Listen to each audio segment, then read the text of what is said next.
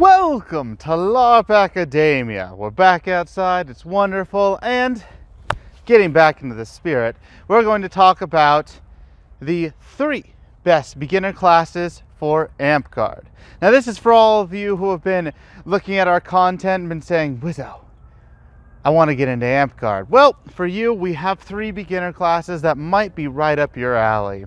The first beginner class that I want to talk about would be Scout. Now, this is not a class only for beginners, but it's the best for beginners. And the reason being is that you get a little bit of everything. If you look at our Scout class by level, well, if you look at our Scout guide where it goes over what you get at each level and everything, you'll find that Scout has a few interesting things going for it. First, it has the option of armor if you want. It's not the major theme. It's not like Warrior where you go out there and you're just like, hey, did you spend $2,000 to play this class? Yeah, man. Or did you spend like $500? Yeah, man. No. Scout is a, you don't need armor to really make the best use of this class. It's nice. It helps. It really does. But it's not necessary. It does also allow you to have a wide berth of weaponry. So you're not just restricted to one way of playing the game. You're not restricted to, oh, I'm only a barbarian and I can just go and attack with melee. Like, no. Barbarians have rocks and javelins. Who's going to use rocks aside from a barbarian, though? No, you have throwing weapons, so you can get an idea if you want to be more of a throwing weapon class based with that. If you want to use a bow, it gives you a lot of that versatility and options. Well, it also gives you pretty much almost all melee. Not quite all melee, of course, but a wide respect of what weapons you can use. If you really want to use like some giant weapon or something along those lines, whatever, then you're probably going to want to try another beginner class that we'll have for you. But that is not all that Scout has going for it, my friends. No. Scout has even more. Aside from just a wide berth of weaponry and equipment, you also have your abilities. Now, Scout is very nice in how they have your abilities. There's almost nothing confusing. Tracking, for example, someone's insubstantial. What's insubstantial? Well, it teaches you the game mechanics of something important, and then you can learn one thing at a time while you have the simple way of countering that as by saying tracking. And you can do that while moving with weapons in hand. It's extremely nice. And probably one of the best beginner introductions that you could have. Now, there is, of course, look the part, but we're not going to get into that or some other things along those lines. Instead, we're going to go over kind of what you get slowly. Now, in introducing you into the game, it is extremely generous in how it lets you tackle one of the game's mechanics, but then you get into the heal spell. You realize that, oh, heal's a long spell, and you slowly get these ideas where you get introduced to one mechanic at a time and how to counteract it. Dispel magic at 3rd level. This continues. Evolution, you're getting more enchantments. And then even at 6th level, if you get to 6th level as this beginner class, you'll be able to have a resistance to whatever school, and you'll be encouraged to learn about the game. After playing Scout and getting it to 6th level, you should have a good idea as to what you want to play in Amtgard. If not Scout, then it will tell you, like, I like throwing, I like melee, I like bows, I like those abilities. I know how different game mechanics interact, so therefore it's actually a very good beginner class since it gives you pretty much everything, or at least a sampling, while introducing you to some of the game's more complex intricacies little by little. Even the heal spell, while it's a paragraph, is something that so many people have that you'll get into later. There are also more things with Scout, but as you can see, it's a very good beginner class, and the class that I would always push people towards, despite my biased love of Magic, of course. Because Magic, there's a bit of difficulty, and it's not as nice in introducing the game to them. Now, the second class that we have for you, which kind of is along the similar vein, is Assassin. Now, first, the reason why Assassin would be number 2 is because who doesn't want to play an Assassin? I mean, seriously, Scout, I mean, it may have like utility and teach you stuff and have a whole bunch of other things and slowly introduce the game mechanics, but Assassin, that sounds cool. And that's what brings a lot of newer people into the game. It's just, I can dual wield swords and I can be an assassin, man. And I have poison, which is very cheap. Partially the reason why I would recommend Assassin is because of just that cool factor and that everyone knows, I mean, assassin, come on. We're all dweebs when we come into the game, or at least most of us are. I was. And it would be a good drawing in to be like, hey, you want to play an assassin? So it gets people into it as the first part. The second is that while Scout has all these abilities, the other important part that we covered first in Scout is that it has a whole variety of armor choices, weaponry, and it lets you learn how you want to play. An assassin does the same thing with weapons. It allows you a lot of versatility and even allows you to have a specialty, light throwies, as you can go and you can just throw these light throwies at people and see if you want the specialties of an assassin.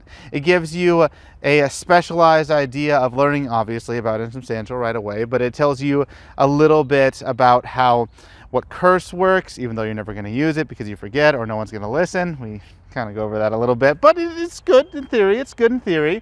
And you have Shadow Step, you learn about Blink, you learn about all these other unique abilities, and it teaches you how to use these abilities because as an assassin, you'll want to use them. You'll also learn about enchantments through poison, kind of how that works. You'll learn about the charging mechanic. We didn't talk about that with Scout, but Scout also has the charge for tracking, as Scout has everything. But as an assassin, you have almost all that stuff. The reason why it's a little bit less than Scout is because it is a little bit confusing with the mechanics at first. How many beginner players have you seen try to get Shadow Step, and how many of them have done it correctly or not cheated? Like, I step into the shadows. I finished that and I just kept going. That's what beginner players do 90% of the time. So there's a lot of confusion to it as well. I have to keep track of this per life a bit more, okay, and they keep track of it more than than a Scout keeps track of tracking, man. And so there's definitely a few reasons why Assassin's a little bit lower than a Scout, and also when you're introduced to these mechanics, it's very singular. The class abilities are not as great for teaching about the wide berth of the entirety of the game as Scout is. But Assassin still gives you those options and makes it pretty cool to play. Now the third one, you might find this surprising actually, is the Barbarian.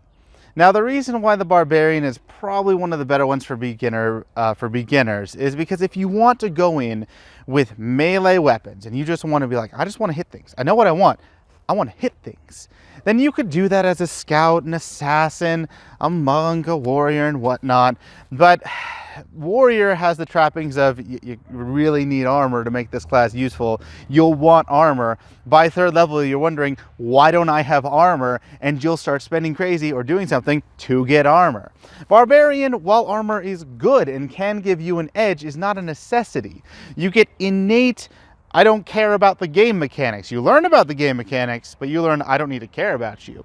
So it does teach you a little bit that there is something greater into the wider world. And by this, of course, I mean your immunities to Subdual and Command. You learn quickly what those schools are. And it does teach you two of the schools and the spells that are in them. So a little bit there at level 1. Kind of confusing at times to give you a bombardment of the entire schools of magic, but it teaches you a little bit also about spell casting. For example, if someone says, I command, well, obviously you know that's command, and it teaches you that most spells have that in their repertoire. It does teach you, strangely enough, a little bit about the game. In addition to that, your abilities, well, they don't really need to exist because you're a barbarian and you just want to hit things. In fact, most barbarians don't realize that they have abilities beyond immunities, maybe sometimes armor breaking, and fight after death. Anything else is like, oh, that's right, that might be a thing. I don't know what I do for it. But it teaches you that there are abilities, and fight after death makes it so that you have to be very strategic in how you want to use it. You only have so many whenever you get it, and it does let you really change the tide of the game. It's a huge impactor, even so that a new player could get it. So fight after death is just a really, really good ability to have, especially for a new player because it makes them feel important and powerful, because fight after death really is. It also teaches them a little bit about safety and everything else. I think get a bit too crazy. So it's a good reeling back in for all melee potential applicants. So that is a little bit on our top 3 for beginners, but I'm going to go beyond this title. I'm going to give you an extra 4th bonus. That 4th bonus is Monk. Why Monk? Well, pretty much for the same reasons as the other classes. It makes you kind of get an option for what weaponry you want to use, which is good. You don't have to care about armor, which, while being good for a beginner, is double-bladed sword kind of. And the other part that really sucks for Monk is, and that's good, the double-edged part is that you are immune to all verbals. This means 2 things. 1, you don't have to know the spells, which is good for most of them, except like heat weapon, and then it confuses them. Wait, I'm immune to verbals, and it's, well, technically you are, but your weapon is not. And you get into this weird thing with monks, and it confuses new players especially. Well, then you get to the other part where they do need to know some, where they're not completely immune to magic, and then when they're immune to verbals, they just don't care about the rest of Amtgard or kind of how it works, or the schools or intricacies. So it's really double-edged, where it would be the, oh, it makes the game easier for you, but it makes you not want to care about the game as much. So, while Barbarian, I think, actually does give you a little bit more of a push to learn about the game mechanics. Again, that is just, these are all personal opinions on everything. These are what I think will be best for beginners coming into the game. And if you're wondering about Archer, Warrior, and Magic, well, Magic, spell list, complicated already, and Archer and Warrior, expensive. It's expensive to really play that class.